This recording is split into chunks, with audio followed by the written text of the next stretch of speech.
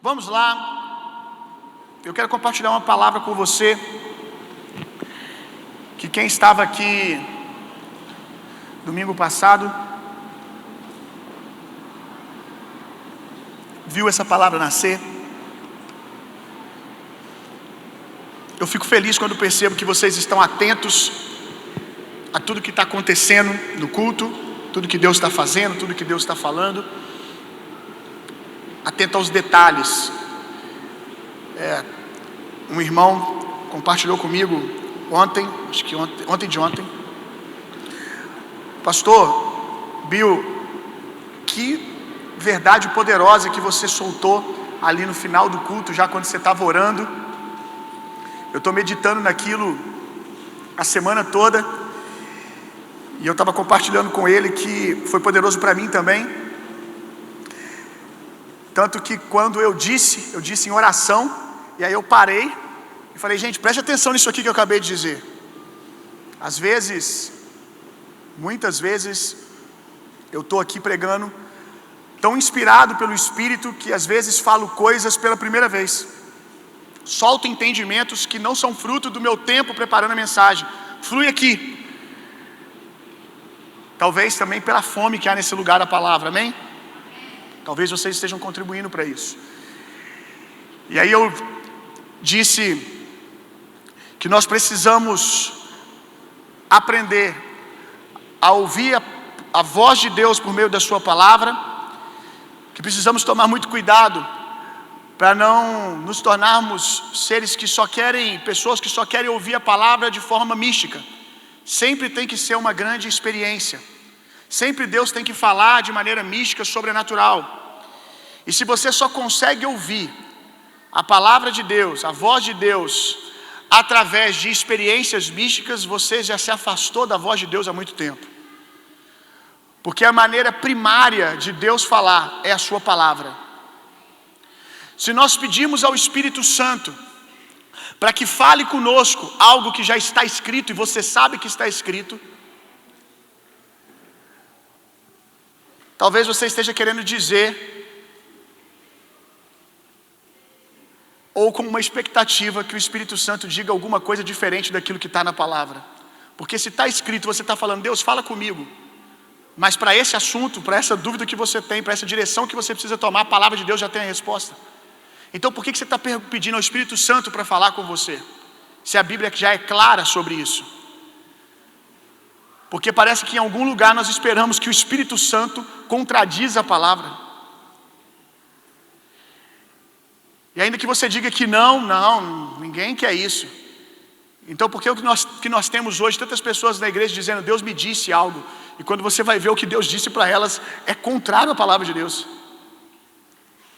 Então nós vamos falar sobre paixão e fome pela palavra de Deus.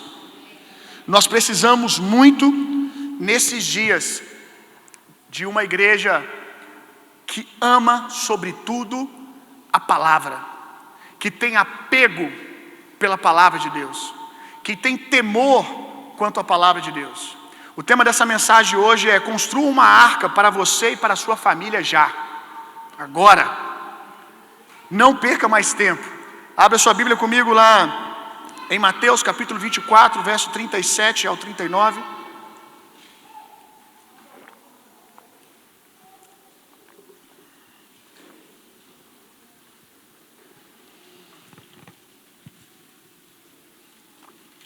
Como aconteceu nos dias de Noé, assim também se dará por ocasião da chegada do Filho do Homem.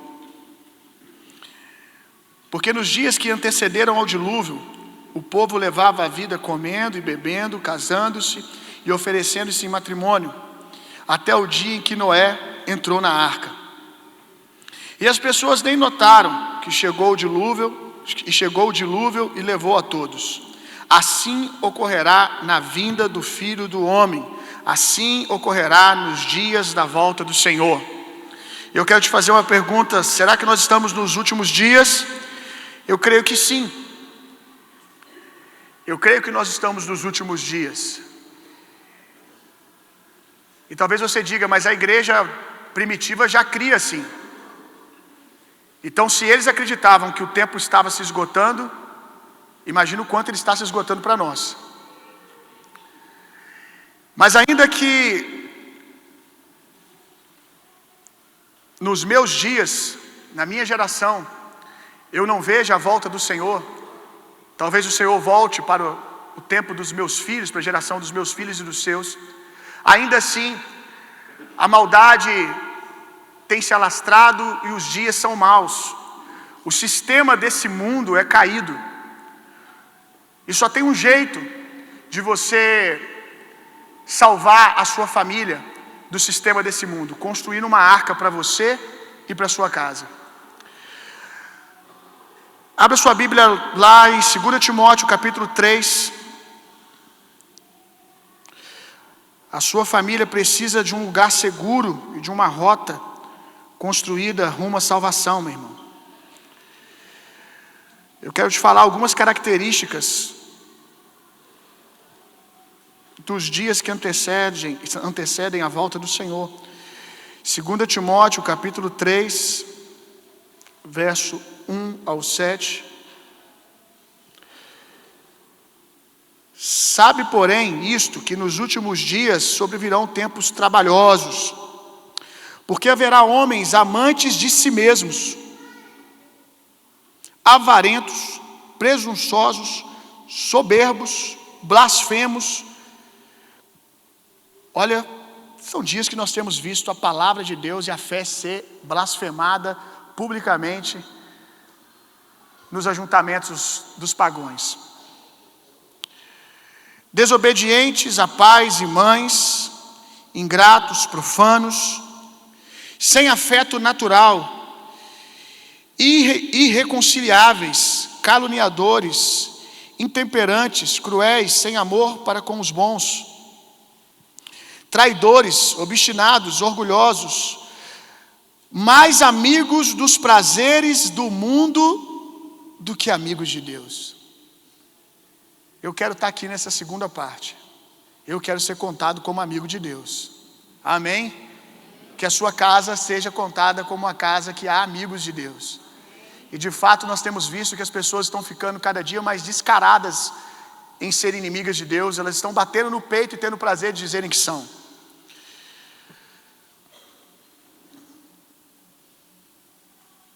Nós paramos em qual verso? Verso 5 então agora. Tendo aparência de piedade. Isso aqui eu achei incrível. Talvez nunca tenhamos tido um tempo onde as pessoas tentassem demonstrar mais piedade e compaixão pelos pequenos, pelas minorias. Um discurso de preocupação com o ser humano, mas cheio de fermento de interesses pessoais.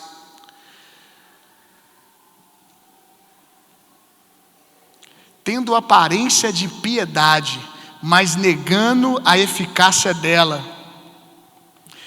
Destes, afaste-se, porque deste número são os que se introduzem pelas casas e levam cativas mulheres nécias, carregadas de pecados, levadas de várias concupiscências, que aprendem sempre, preste atenção nisso aqui, que aprendem sempre e nunca podem chegar ao conhecimento da verdade. Se tem uma geração que tem informação, é a nossa. Como há informação para esses dias? Você vai conversar com os jovens de hoje, eles têm um tema de pregação para cada coisa da vida, eles já têm um tema que eles ouviram, eles já sabem descortinar o assunto, cheios de verdade, mas quando nós olhamos para a prática, pouquíssima prática da verdade. Muita informação, mais do que os nossos pais que nos antecederam, com certeza. A igreja hoje trata de assuntos muito mais profundos que aquilo que os nossos pais na fé tratavam, talvez. O privilégio dos temas que nós discutimos no culto de domingo da igreja. Mas como nós olhamos para uma igreja rasa, não na informação, eles têm conhecimento, mas não têm revelação, não têm prática. Discutem coisas grandes, mas caem em coisas pequenas. Vamos lá. verso 8. Não, até o verso 7. Agora leia comigo Isaías capítulo 4. Esse aqui merecia que a gente pregasse só sobre isso, mas fica para outro dia. Mas eu achei muito curioso isso. Aprendi tem pouco tempo.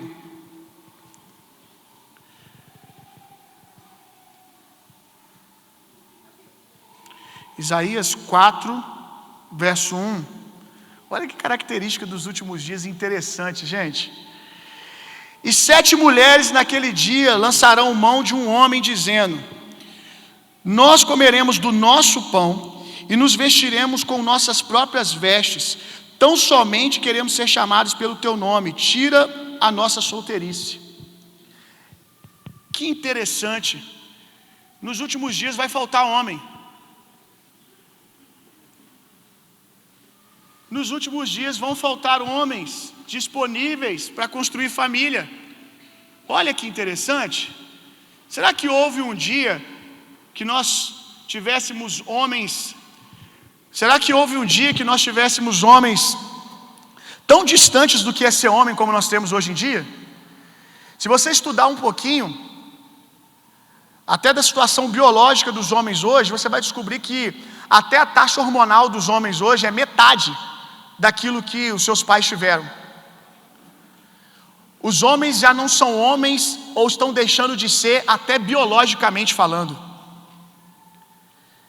E aqui nós vemos uma inversão de valores, aonde as mulheres não podem mais esperar serem protegidas e guardadas pelo homem. Ela precisa negociar isso se é que ela quer ter família. Deu para você entender isso quando nós lemos? E se você for ver, eu não peguei o dado porque eu não quero mergulhar nisso hoje, mas depois você joga na internet, que você vai descobrir que hoje no mundo, nunca houve um tempo no mundo que nós tivéssemos uma desigualdade tão grande de homens, de quantidade de homens e mulheres. De fato, hoje nós temos muito mais homens do que mulheres. E os que temos são divididos entre testosterona 200, e eu não estou brincando. Hoje o normal que nós temos visto são homens com taxas de 300, 400 de testosterona. Os seus pais, inclusive os seus pais vivos hoje, é provável que os pais dos mais novos, adolescentes, jovens aqui, têm taxas mais elevadas de testosterona do que os filhos. Basta jogar alguma coisa para fazer para os dois que você descobre sem ver biologicamente também. Basta você ver a disposição da geração que nos antecedeu, dos nossos pais, para os mais novos hoje.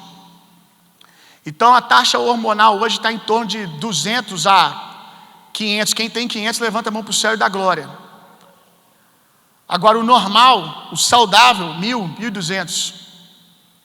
E a gente tem aí nesse grupo de homens que já é menor, nós temos homens sem testosterona, nós temos homens que não querem ser homens, nós temos homens que são homens só no discurso, mas não são homens dispostos a morrerem por suas esposas e servi-las. Então vai ficando difícil para as mulheres, e a gente vê essa cena aqui, né? De 7 brigando por 1. Então você que está casado e bem casado, eu gostaria que você, mulher, desse um glória a Deus. Aleluia. Aleluia. Glória a Deus. E você que está solteira, dê um glória a Deus também, que é menos uma para a briga. Aleluia. Vamos lá, gente. 2 Timóteo capítulo 4.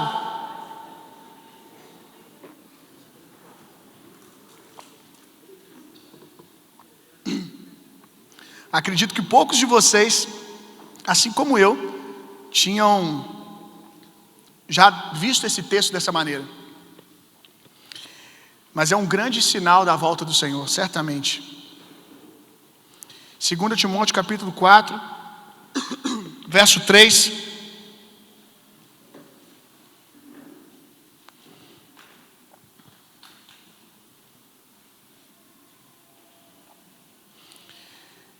Esse é muito bom.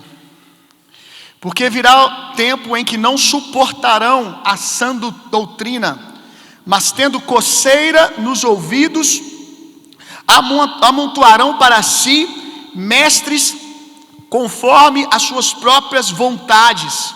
Ou seja, tendo irritação ao ouvir a palavra da verdade, vão levantar, eleger mestres, discipuladores, pastores, pensadores que falem aquilo que eles gostam de ouvir. Se você, já disse isso aqui na igreja, se você tem o hábito de ficar procurando na internet alguém que fale aquilo que você gosta de ouvir, diferente daquilo que a palavra diz, porque você não gostou do que o seu pastor disse e te confrontou, e você começa a buscar alguém para falar aquilo que você gosta, você já é um forte candidato a estar servindo o anticristo. Talvez você não faça isso na internet, mas você faz isso quando você recebe uma exortação de alguém. Pessoas que no discipulado são exortadas e começam a pular de líder em líder da igreja, tentando achar alguém como criança que busca na mãe, quando o pai deu uma exortação, o Tito faz o seguinte: quando eu falo assim, não vai tomar Yakult agora, ele estufa o peitinho, vou pedir minha mãe. Quando a mãe dele fala não, né amor, ele estufa o peitinho, vou pedir meu pai. Assim mesmo, e sai andando pela casa para receber outro não. E muitos de vocês, ou alguns, melhor dizendo, para não pecar aqui na quantidade, alguns de vocês têm o mesmo hábito. Quando são confrontados, começam a procurar alguém que diga para você o que você quer ouvir. O problema é que nem sempre vai ser o pai do Tito e a mãe do Tito. Talvez em algum momento você vai encontrar alguém que diz aquilo que você quer ouvir porque quer te escravizar, ou porque simplesmente é boca do diabo para te afastar da vontade de Deus. Então tome muito cuidado com isso. E nós temos visto de fato isso nesses dias. É cada um dizendo que é pastor na internet, e você vai ver, eles têm seguidores, eles têm discípulos. Esses dias vi um pastor, que graças a Deus não sei nem o nome para não correr o risco de mencioná-lo, durante 3 minutos explicando por que é normal cristãos pularem carnaval.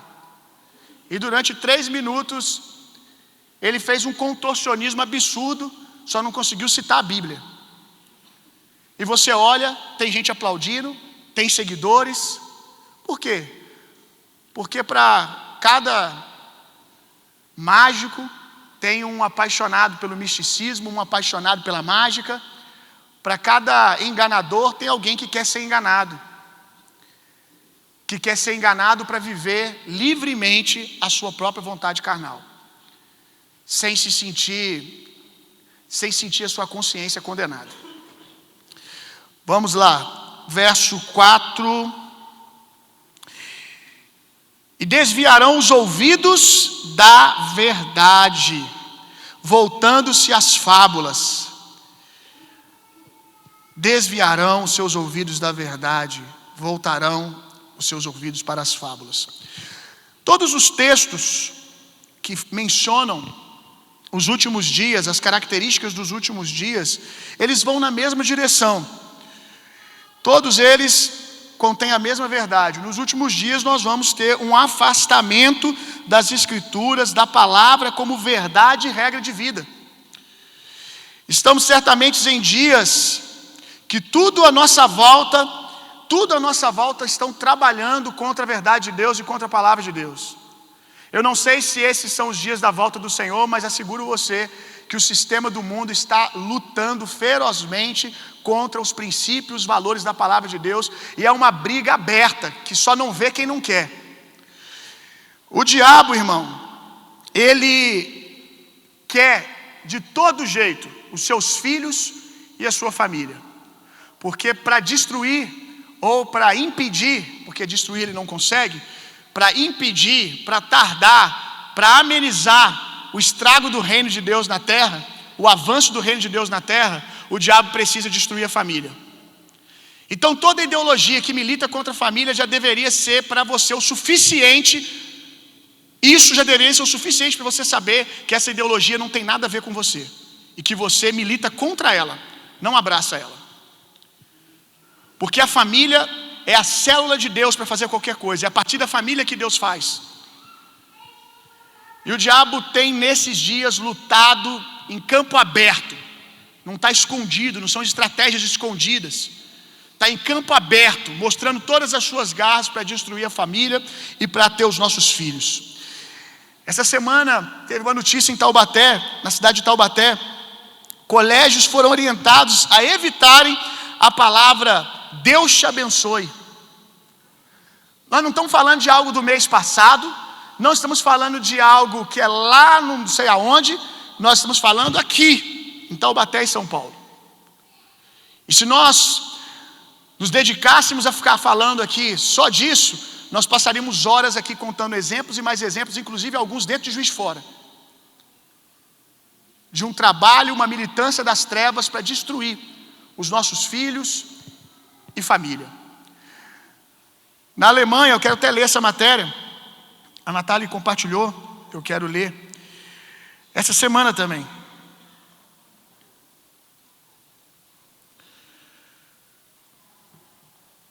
Olha isso. Creche aconselha pais a não chamarem filhas de bonitas ou princesas. A orientação são para os pais eliminarem referências baseadas em gênero, como as frases mocinhas não se comportam dessa maneira. Além disso, aconselha as famílias a encherem a casa com livros, brinquedos e decoração que não estejam de acordo com os papéis específicos de gênero.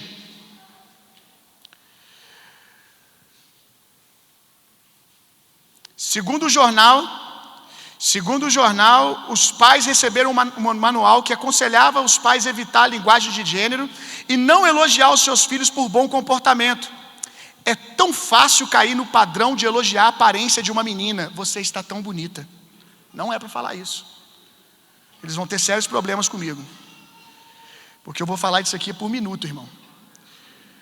Rotulando o seu comportamento como bom ou parabenizando-a quando ela faz algo perfeitamente, afirmaria o manual. Em vez disso, o guia recomenda que os pais reflitam sobre como estão sendo criados suas filhas. Você precisa, meu irmão, com urgência, construir uma arca e colocar sua família dentro. Quando nós vamos para a palavra que é usada para arca no hebraico, é a palavra tevá. E essa palavra, além de ser usada para arca de Noé, ela é também usada para outras coisas, como baú para bens preciosos, embarcação sem leme, que é a arca, e palavra escrita. Olha que lindo. Qual é a arca que você precisa construir para a sua família?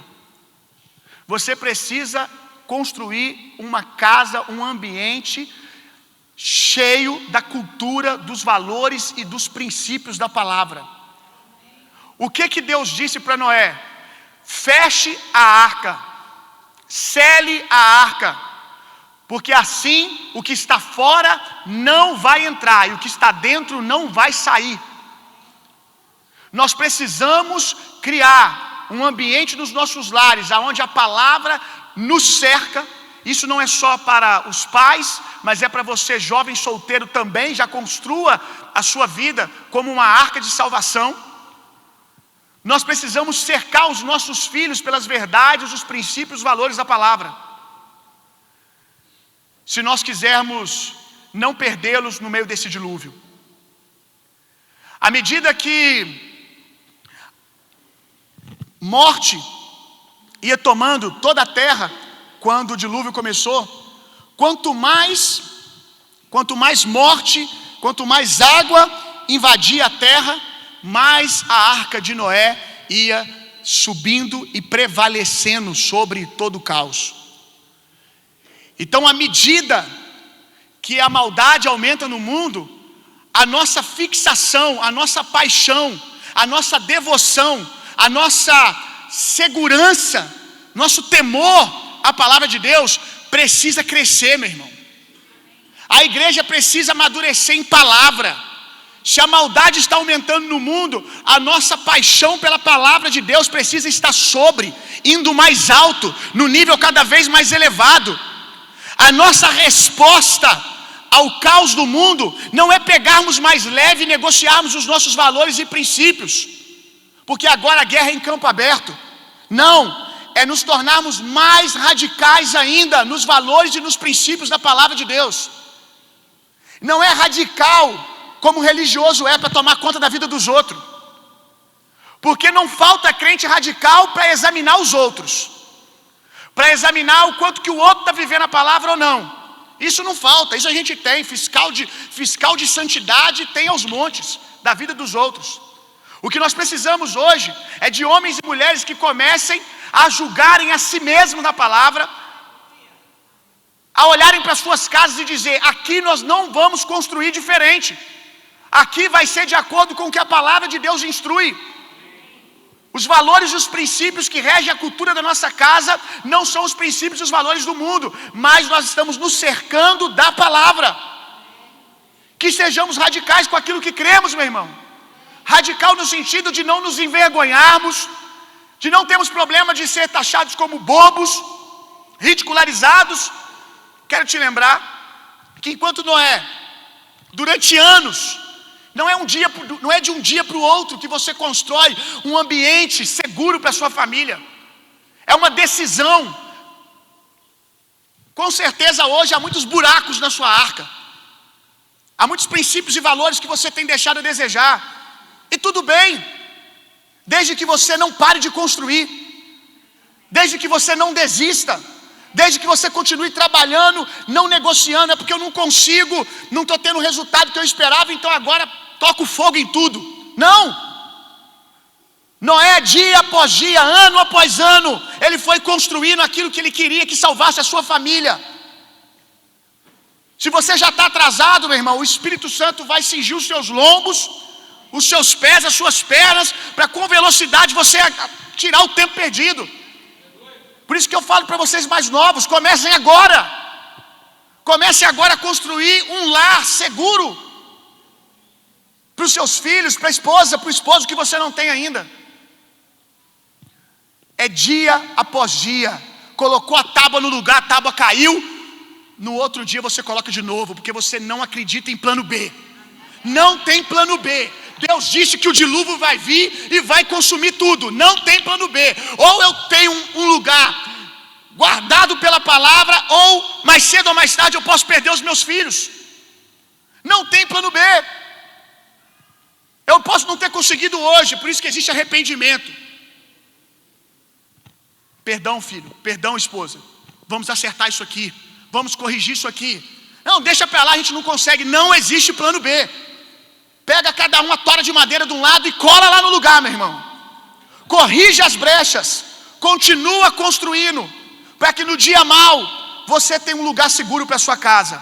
E o dia mau que nós estamos falando aqui agora não é necessariamente a volta de Jesus, mas é o dia mau para a sua casa, para a sua família.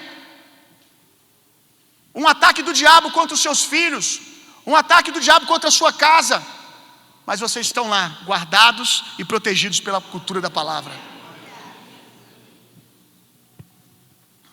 Noé foi zombado. Um doido. O doido lá. Podia estar fazendo tantas coisas, mas está lá construindo uma arca. Imagina lá ele betumando a arca. Ô besta, ô tolo, vai curtir a vida, vai fazer outra coisa. O que você está investindo em família? O que você está investindo na palavra? Larga de ser besta, ridicularizando. Mas Noé permaneceu. E nós precisamos dessa paixão pela palavra. Não importa quanto esse mundo nos ridicularize, por cremos na palavra de Deus e naquilo que está escrito. Continue nos ridicularizando, vamos ver quanto tempo vocês aguentam ficar rindo. Porque nós vamos continuar. Nós vamos continuar acreditando na palavra, nos princípios da palavra, não importa o quanto nos ridicularizem. Amém, irmãos? Nós precisamos voltar com urgência a ter fome pela palavra. Eu quero te fazer uma pergunta e, por favor, não levante a sua mão. Responda no seu coração. Você tem lido a Bíblia todos os dias? Pelo menos uma vez por dia você lê um capítulo da Bíblia?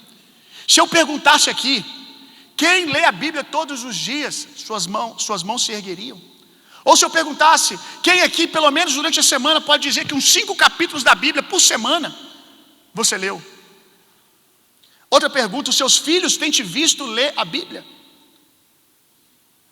Esses dias, o Tito viu a Natália lendo a Bíblia e perguntou para ela: por que você fica lendo, mãe, esse livro?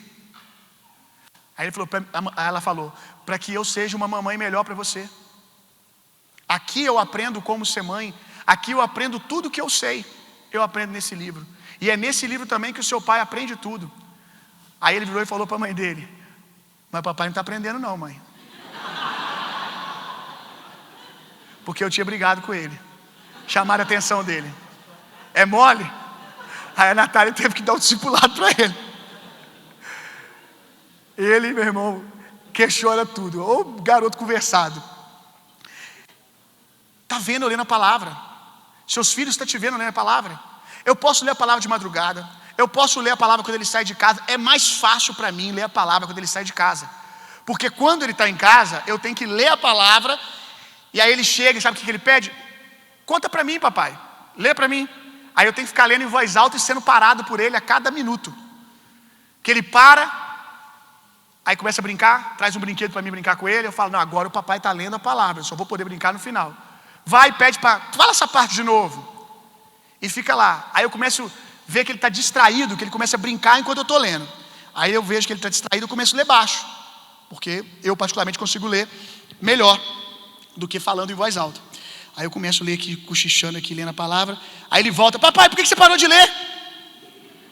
Continua lendo para mim. Aí eu falo: meu filho, mas você não está prestando atenção? Então senta aqui e presta atenção. Aí ele senta um pouquinho, daqui a pouco ele levanta.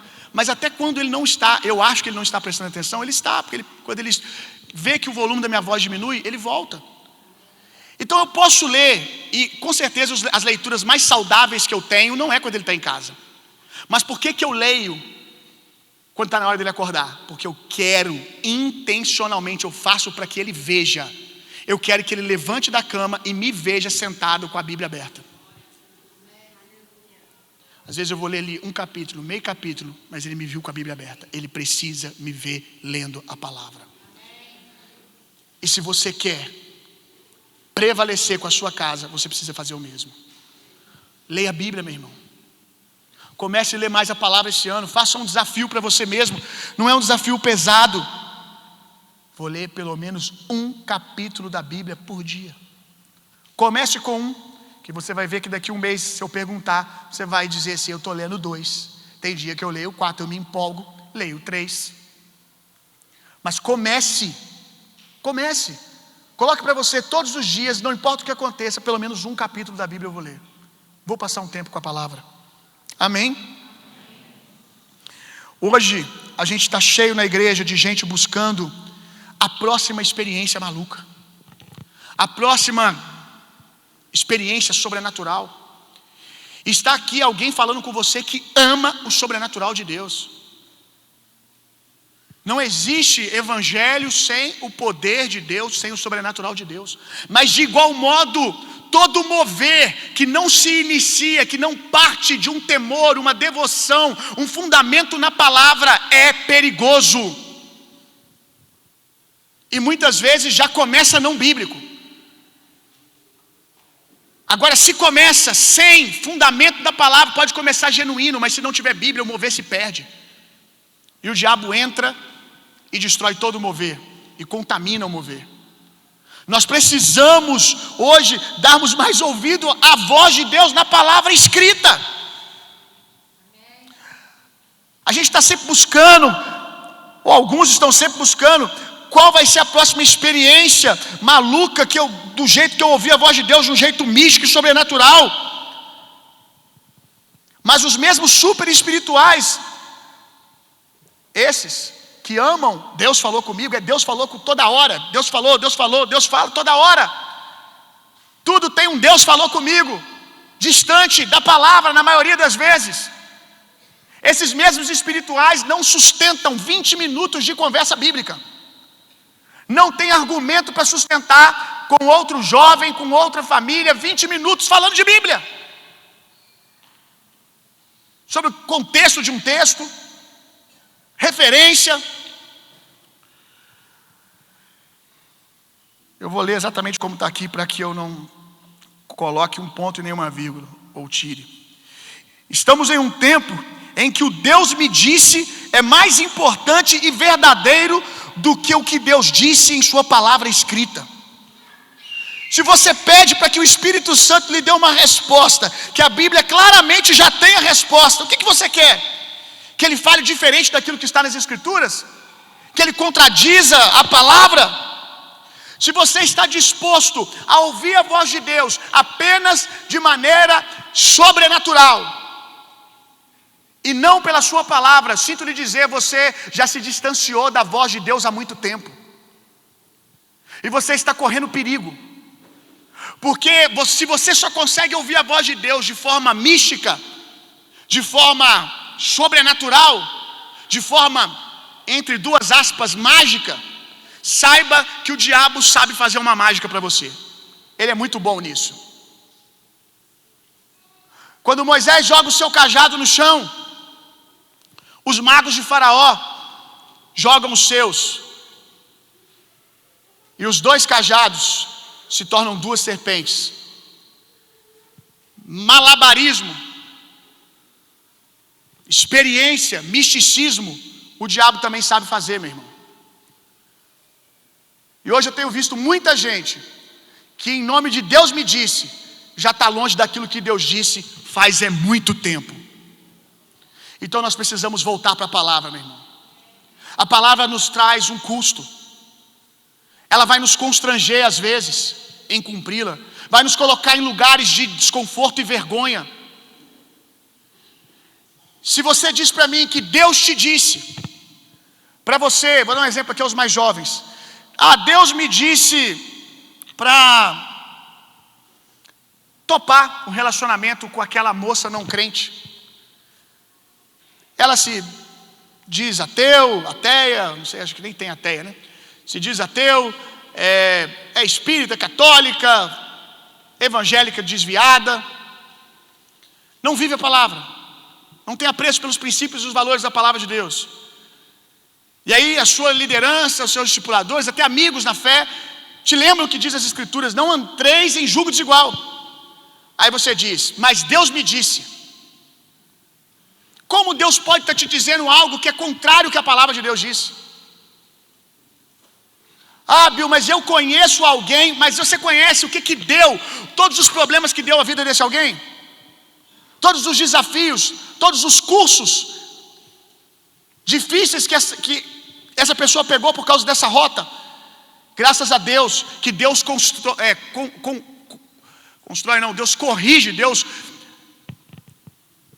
deixa eu achar a palavra aqui. Deus corrige, transforma. Dá um outro sinônimo aí, gente. Constrói, arruma, mais.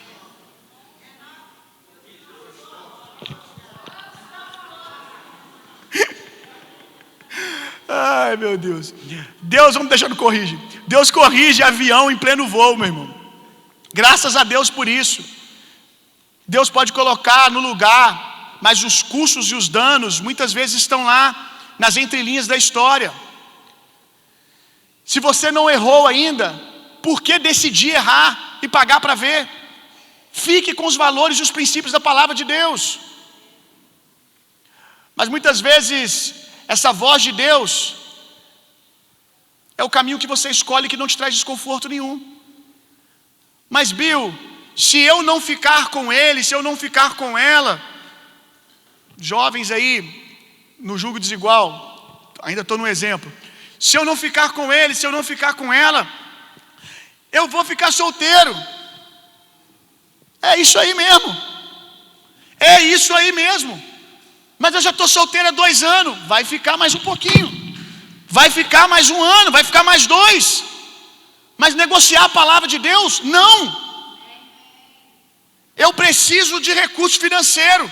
Mas a porta que apareceu para mim, eu vou ter que ir contra a palavra de Deus. É um trabalho que eu vou ter que mentir o tempo todo. Ou que eu vou ter que apoiar coisas que a palavra de Deus condena. Pois então, irmão, esse é o preço da palavra. Ou nós acreditamos ou não. Nós precisamos mostrar para os nossos filhos que nós estamos alicerçados, construindo a nossa casa, firmadas na palavra. Amém? Salmo 119, verso 11. Outra definição para a arca, como eu disse, é baú para bens preciosos.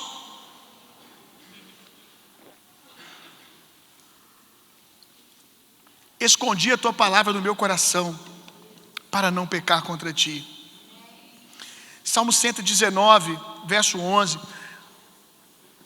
Salmo 119 talvez seja um dos lugares, ou o lugar na palavra, que você vai encontrar mais versos de amor e paixão pela palavra de Deus.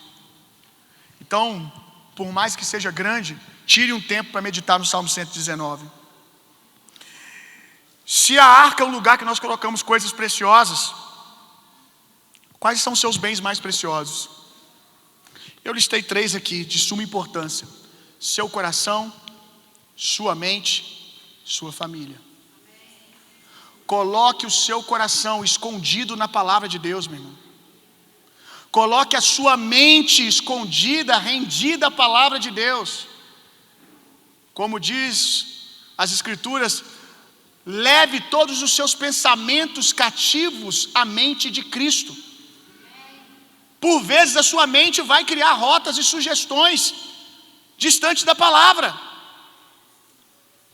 Por vezes a sua mente vai querer abraçar ideologias, ideias de homens que vão contra a palavra. Mas o que você vai escolher? Eu levo a minha mente prisioneira, cativa à mente de Cristo. O que é a mente de Cristo? É a palavra. Quando a minha mente começa a querer ir para longe da palavra, abraçar as filosofias desse mundo, eu dou um grito para ela: está presa em nome de Jesus. Está amarrado. Está amarrado pensamento, está amarrado mente, vem cá. Leva para Cristo. Coloca lá em sujeição a palavra de Deus. E diz: você não vai sair daqui. Você está preso à palavra. Amém? Jovens, voltem para a palavra. Jovens, sejam conhecidos como os jovens a qual João está dizendo na sua carta: vocês são fortes e têm vencido o maligno. Por quê? Porque a palavra de Deus está em vós. Já vi muita conferência de jovem usar esse texto como se ser jovem fosse sinônimo de ter força. Todo jovem, ele é jovem, ele tem força e tem vencido o maligno. Não, irmão, não é bem assim não. O texto está falando de um tipo de jovem. Ele não está dizendo que todo jovem é forte e tem vencido o maligno. Aqueles jovens daquela comunidade, por quê? Porque a palavra de Deus está em vós. Vocês são fortes porque vocês têm decidido viver uma vida de devoção à palavra. E vocês nunca foram tão bombardeados por filosofias humanas descaradas contra a mente de Deus, contra os pensamentos de Deus, mas também por essas fábulas, por meias verdades, que vêm de púlpitos, que vêm de pessoas que vocês admiram, que estão presidindo, falando para você como alguém de autoridade, seja num púlpito ou seja numa universidade, num ambiente de trabalho. Os pensadores da internet, nunca tivemos a oportunidade de ter tantos gurus. Nós podemos escolher, irmão. Há 80 anos atrás, há 50 anos atrás, as pessoas tinham que praticamente se satisfazer com o que tinha. Ou se satisfazia com o que tinha, ou ficava sem nada, só ali com a palavra, ele e Jesus. Você não tinha a opção de um bom discipulador, de alguém que realmente vivesse os princípios e os valores da palavra, porque não tinha outra escolha. Mudar de cidade, mudar de estado, para onde? Se você não tem internet para te dizer o que está acontecendo lá não sei aonde. Agora hoje, está um ambiente perfeito para juntarmos mestres para nós. Para cada tema da nossa vida a gente escolhe um mestre. Para cada área da nossa vida nós escolhemos alguém que fala o que eu quero ouvir. Agora é engraçado porque aí eles escolhem um aqui, aí é quando esse aqui que fala da vida sentimental do jeito que ele gosta, dá uma exortadinha numa outra área, na área de finanças, e não, isso aqui é só para a vida sentimental. Agora esse aqui é para finanças, ó. Esse aqui é para isso, esse aqui é para isso.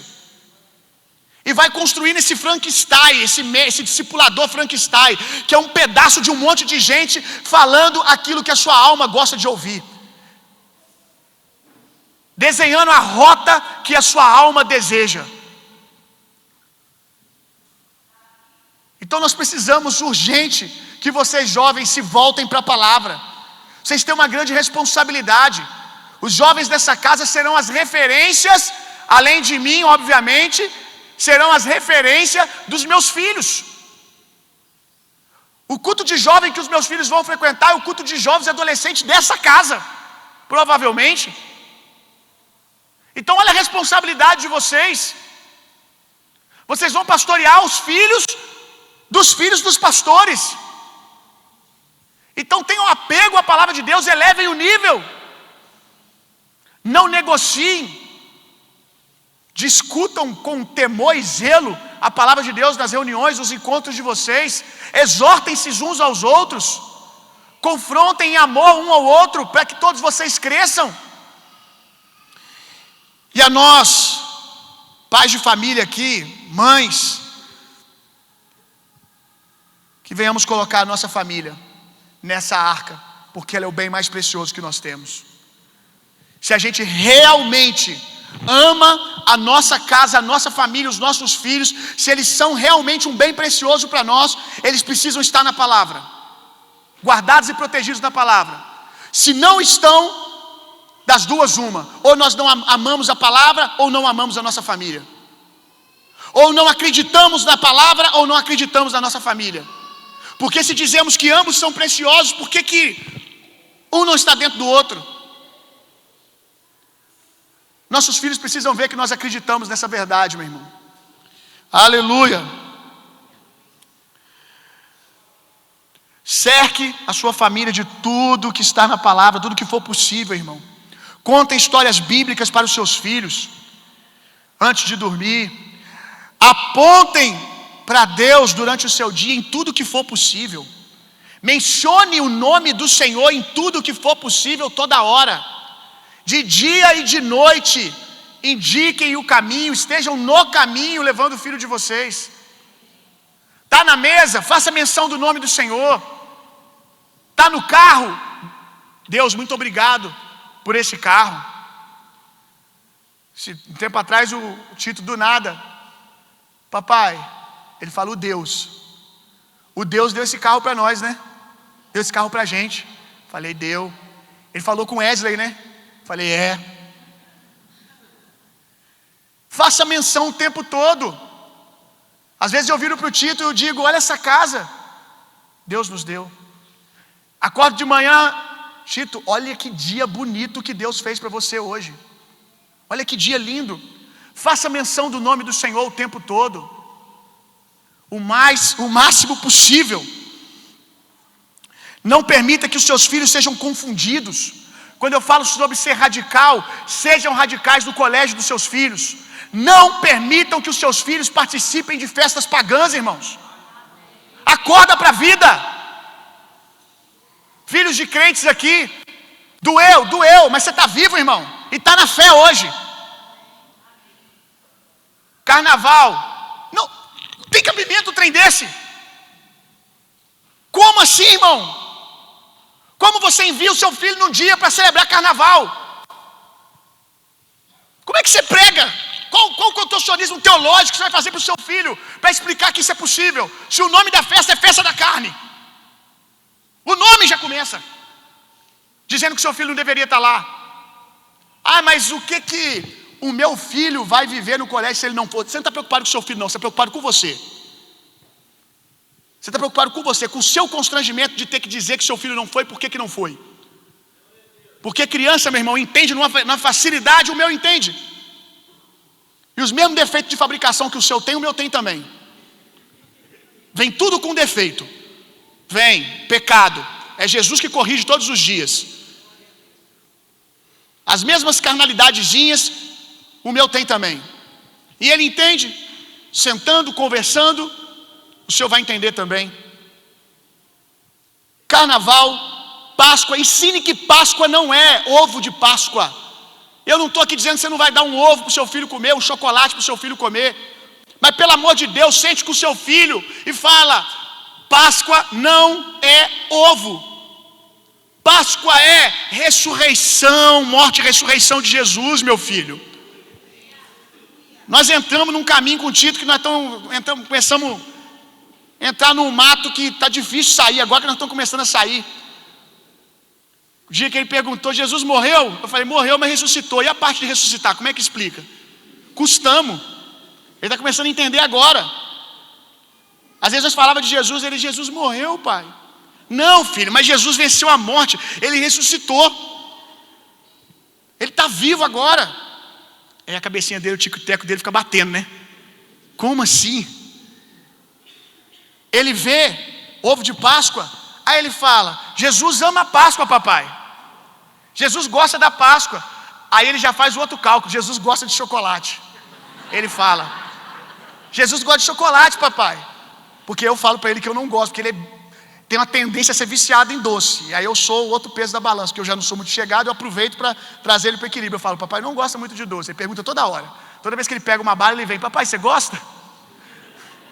E agora Jesus gosta por causa da Páscoa. Aí eu parei ele lá na Araújo. Falei: meu filho, a Páscoa não é ovo. Jesus não tem problema com chocolate. Mas a Páscoa é mais do que isso. E aí explica. Vai ter dia que você vai trupicar na hora de explicar, que vai te faltar palavras, mas qualquer coisa é melhor do que o seu silêncio de omissão. É treinando que você vai aprender. Você vai falando, vai corrigindo. Poxa, aqui já dei mole, agora eu vou usar outra tática. Comece a ter prazer nessa escola. Comece a ter prazer nisso. Você tem que ter prazer na educação, no discipulado dos seus filhos. Tem gente que quer discipular todo mundo, quer discipular nações, mas não tem o mínimo de prazer de discipular o próprio filho. Tenha prazer, eu amo essas conversas com meu filho. E não são todas perfeitas, algumas eu saio perdendo. Mas é o que eu disse, gente: a arca é construída não é de um dia para o outro, não. Eu volto amanhã, arranco o prego que ficou torto e coloco o certo agora. Eu corrijo, aqui ficou torto, botei o prumo, vamos fazer melhor. Desistir não é uma opção. A minha família é preciosa, o meu filho é precioso. Então, se ele é precioso, o lugar dele está é guardado na arca da palavra. Uma coisa interessante é que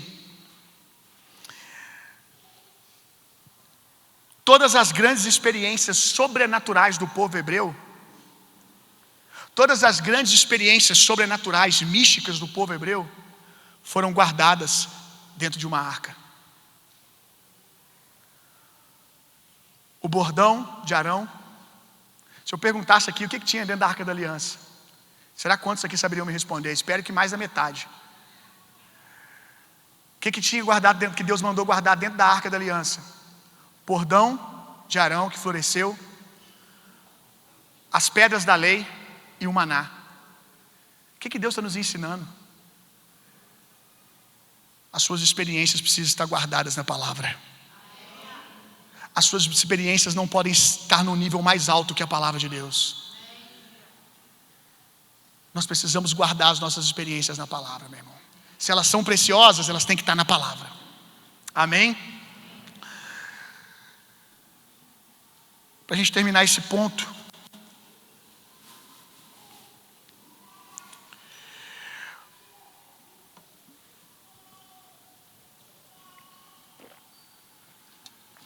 parem de gastar o tempo de vocês acompanhando, assistindo e respondendo o que o sistema do mundo produz.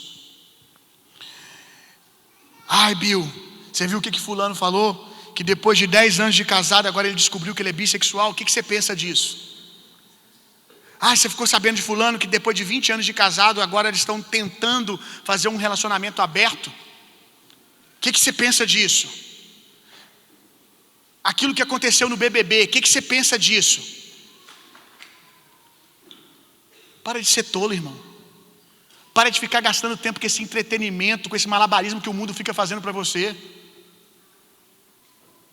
Pare de ficar o tempo todo. Qual é a resposta que nós vamos dar a isso? O mundo vai produzir uma aberração dessa por segundo. Se você quiser viver para ficar respondendo isso na internet, você vai ficar só lá fazendo isso. Ao invés de ficar respondendo ao sistema do mundo, crie você mesmo o seu próprio sistema. Criemos nós aquilo que nós queremos viver, meu irmão. Ao invés de ficarmos gastando tempo respondendo isso e aquilo, vamos gastar tempo construindo nesse lugar o tipo de família, de ambiente que os nossos filhos vão ter. Amém. Por fim, um barco sem leme. Outra definição de arca. Pode colocar de pé. Confie no Senhor, na sua palavra, para guiar a sua vida, meu irmão. O barco é sem leme. Tem hora que a gente vai falar, será que vai dar certo? Será que está indo para a direção certa? Se está na palavra, meu amigo, se Deus está no controle, é a direção certa. Mas está indo e está começando uma grande tempestade. Se é Deus que está guiando, o barco não vai naufragar, ele vai passar pelo outro lado. A arca passou pela maior tempestade, pelo maior mar revolto que já teve na face da terra.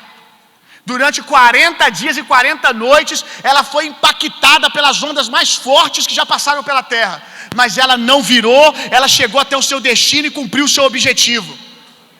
E eu imagino Noé no meio daquela tempestade, sem poder virar o barco para a direita e para a esquerda, porque não tinha leme. A única coisa que ele podia era confiar que o Deus que disse para ele que ele chegaria no destino, que ele e a sua casa seriam salvos, seriam. Talvez hoje você está num mar turbulento. E talvez esteja num mar turbulento que foi a palavra de Deus que te colocou. Porque por vezes, como eu disse, ficar com a palavra de Deus vai nos colocar em mares revoltos, em lugares de constrangimento, de pressão.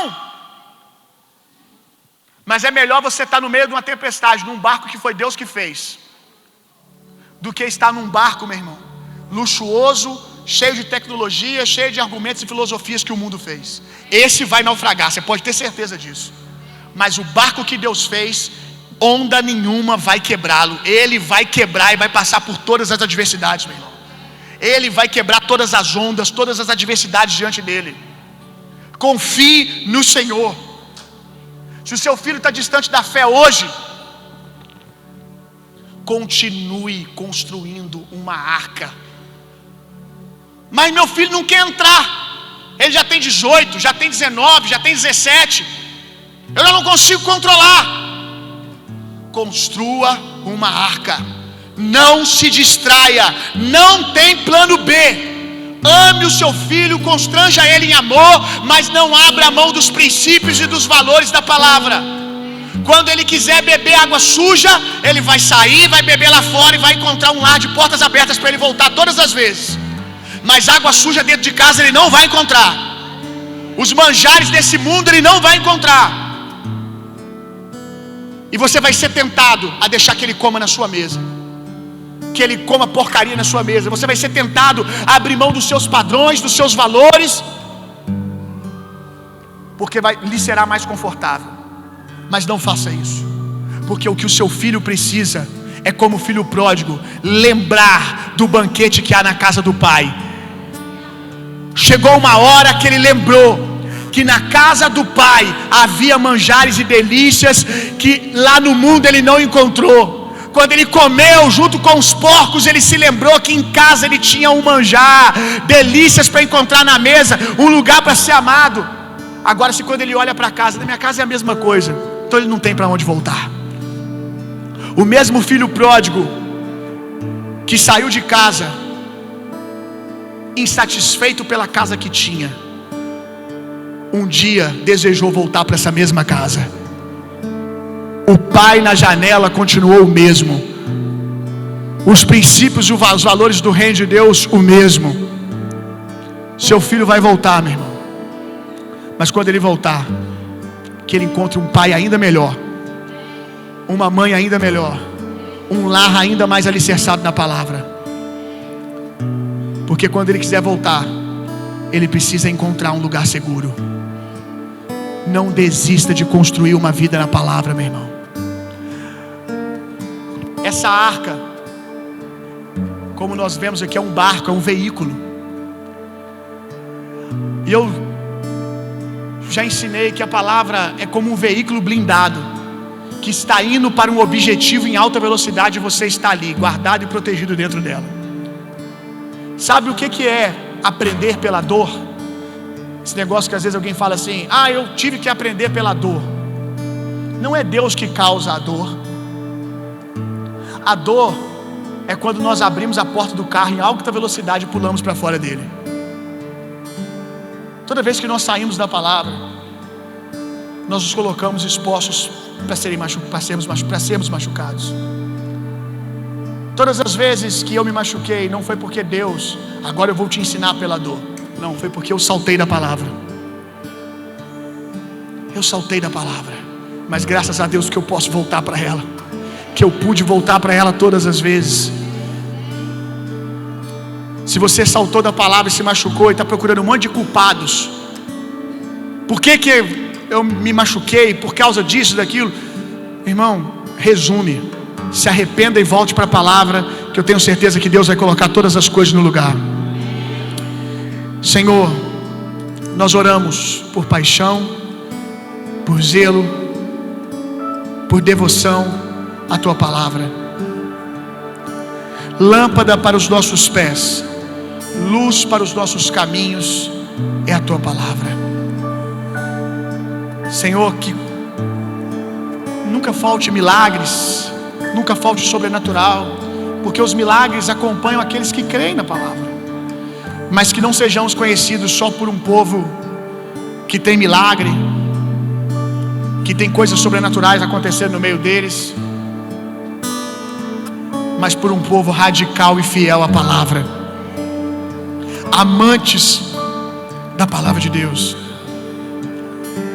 O mesmo mundo, o mesmo povo que às vezes ri de nós e nos ridiculariza,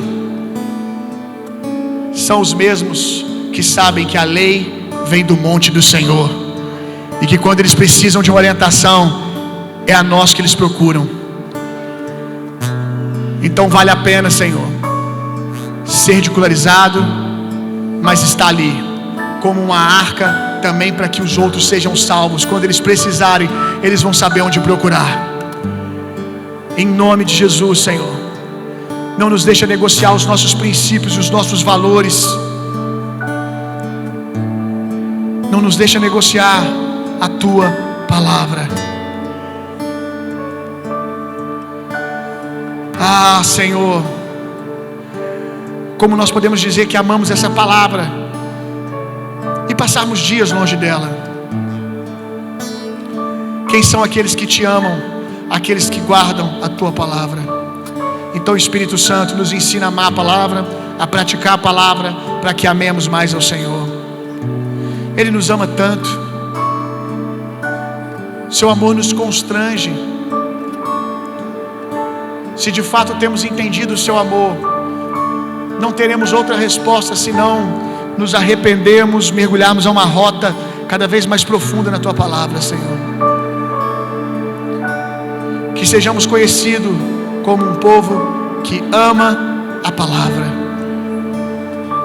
Em nome de Jesus, que passemos mais tempo com a Tua palavra. São tantas distrações. Os nossos celulares vão depor contra nós naquele dia.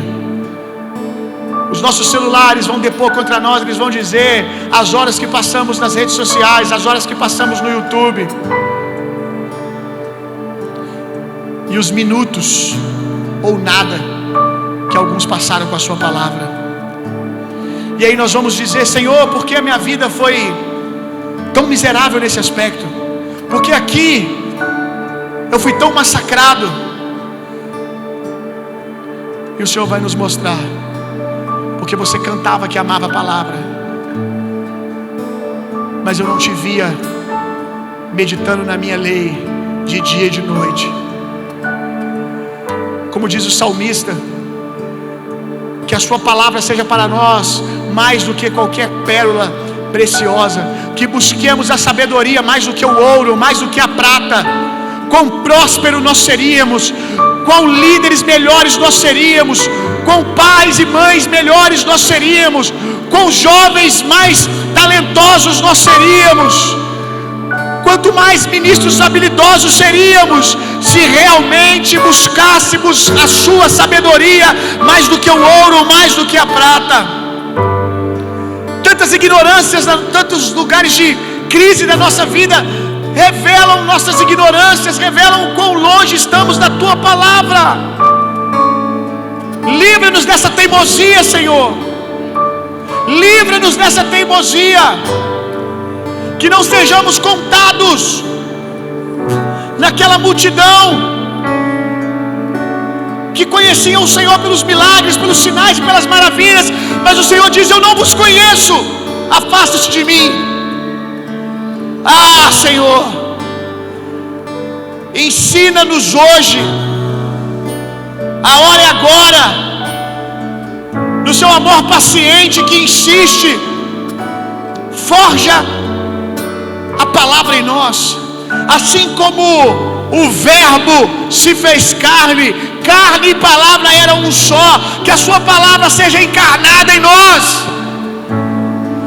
nas nossas entranhas. Qual é o pedaço da nossa arca que está furado? Mostra onde nós precisamos ser mais zelosos. Irmãos, eu estou sempre também corrigindo. São coisas simples. Esses dias eu falei: amor, precisamos ser mais intencionais e botarmos mais músicas de louvor ao Senhor durante o nosso dia. Estávamos sem o hábito de deixar, porque nossa televisão fica quase que desligada o tempo todo. Vez ou outra noite é onde a gente assiste alguma coisa, uma série, mas passa o dia desligada, porque não deixamos o Tito ficar livremente na frente de tela. Tem um momento específico que é onde a gente controla lá os desenhos que ele pode assistir, e é só final de semana hoje. E aí eu falei para ela: amor, a gente deixando a televisão desligada, vamos deixar tocando um louvor, para que ele possa, enquanto ele está brincando, ele está sendo ministrado pela palavra cantada. São pequenas rotas que você vai corrigindo. Se você tiver um coração ensinável, o Espírito do Senhor, ele vai te guiando a toda a verdade, ele vai te ajudando, ele vai te dando estratégia, ele vai te dando orientação. Peça a Deus um coração mais sensível às direções dele, para esses detalhes. Às vezes é um hábito simples de ensinar o seu filho a orar.